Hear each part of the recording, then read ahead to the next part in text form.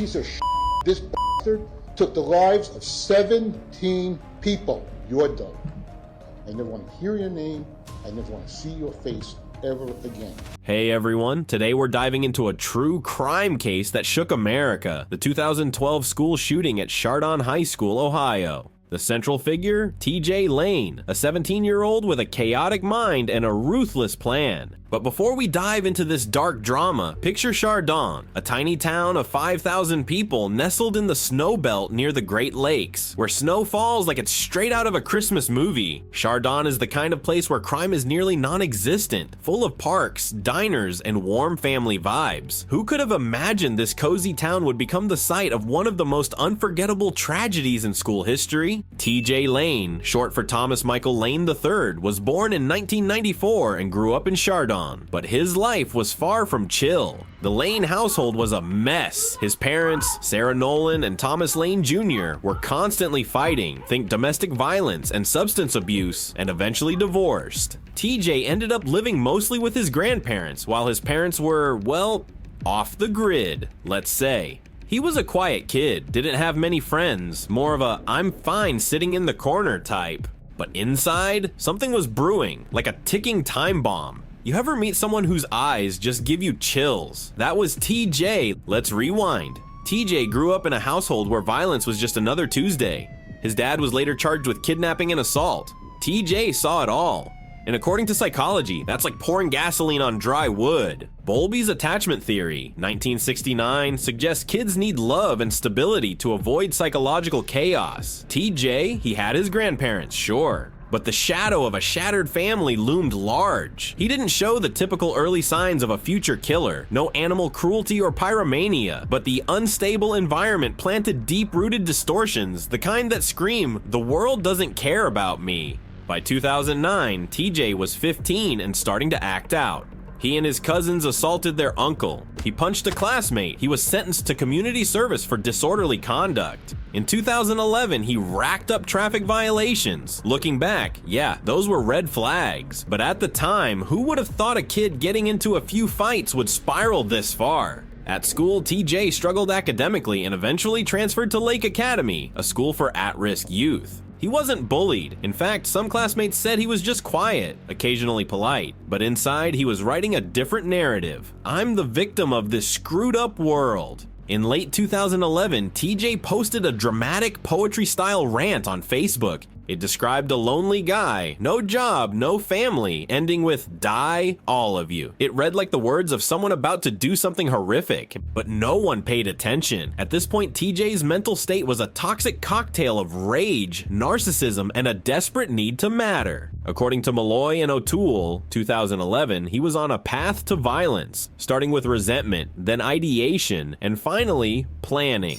That morning, the Chardon High School cafeteria was buzzing. Students were hanging out, chatting, waiting for buses to Lake Academy and Auburn Career Center. Everything seemed normal until TJ Lane, 17, walked in with a deadly plan. He sat alone, wearing a sweatshirt with the word killer handwritten across it, not a coincidence, but a declaration. He had chosen his role, the destroyer. What was going through his head? Psychologically speaking, cold detachment, a craving for power, and a burning desire to be remembered. He wasn't nervous, he wasn't hesitant. According to Langman, 2009, this is classic psychopathic behavior, emotionless, with a singular focus, shock, and domination. Then it happened. TJ stood up, walked toward a table of 4 students, and pulled out a Ruger MK 3.22 caliber handgun, stolen from his grandfather's barn. His first shot was aimed at 17-year-old Russell King Jr., possibly driven by personal grudge. Rumors claimed Russell was dating TJ's ex and had threatened him, but that's never been confirmed.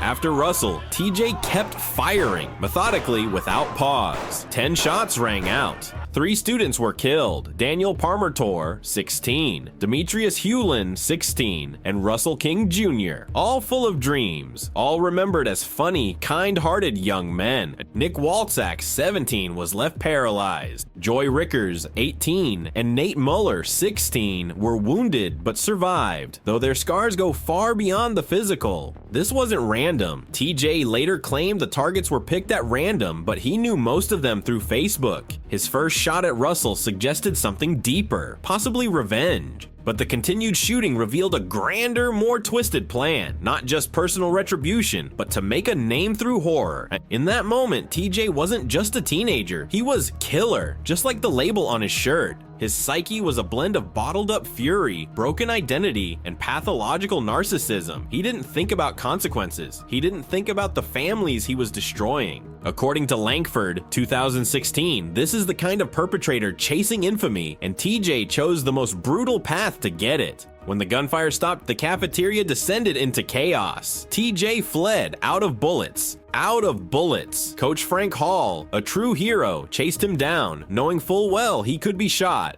TJ, faced with that kind of courage, just ran. He was eventually arrested near his car. No tears, no panic, just calm, like he'd completed some twisted performance he'd rehearsed 1,000 times. That's the sign of someone devoid of empathy, a sociopathic void. In 2013, TJ Lane faced justice. You might assume he'd show remorse, or at least fake it, like most offenders do when the stakes are this high.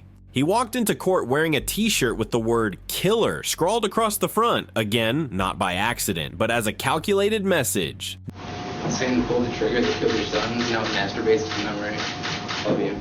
Then, in a moment that stunned even hardened observers, he turned to the victims' families, raised his middle finger, and spat out a vile, stomach-turning line. The hand that pulled the trigger now masturbates to the memory. Who says that? What kind of mind revels in such cruelty? Even his defense attorney, Ian Friedman, was blindsided. This wasn't strategy, it was spectacle. TJ had hijacked the courtroom and turned it into one final stage. No plea for mercy, no acknowledgement of the devastation he caused. Just one last act of defiance soaked in ego and malice. Psychologically, he was at the peak of narcissistic rage and antisocial pathology. According to Bushman and Baumeister, 1998, narcissists lash out when their inflated self-image feels attacked. And here, in the one place where he was utterly powerless, TJ tried to seize back control the only way he knew how, by inflicting more pain, not because he had to, but because he wanted to. The verdict? 3 consecutive life sentences without the possibility of parole, plus an additional 37 years. Justice, perhaps. But closure? Not quite. Because for TJ Lane, the story didn't end there. Right now, a massive manhunt underway for the Chardon school shooter. TJ Lane and another inmate escaped from prison just a little over an hour ago. In 2014, TJ pulled off something unbelievable. He escaped prison. Along with 2 other inmates, he scaled the fence at Allen Correctional and ran, armed with a pitchfork like some medieval farm villain. He was caught 6 hours later. After that, he was moved to Ohio State Penitentiary and later to Southern Ohio Correctional. Even behind bars, he kept causing trouble, urinating on walls, tattooing himself, smoking weed, refusing education. He once claimed studying gave him headaches.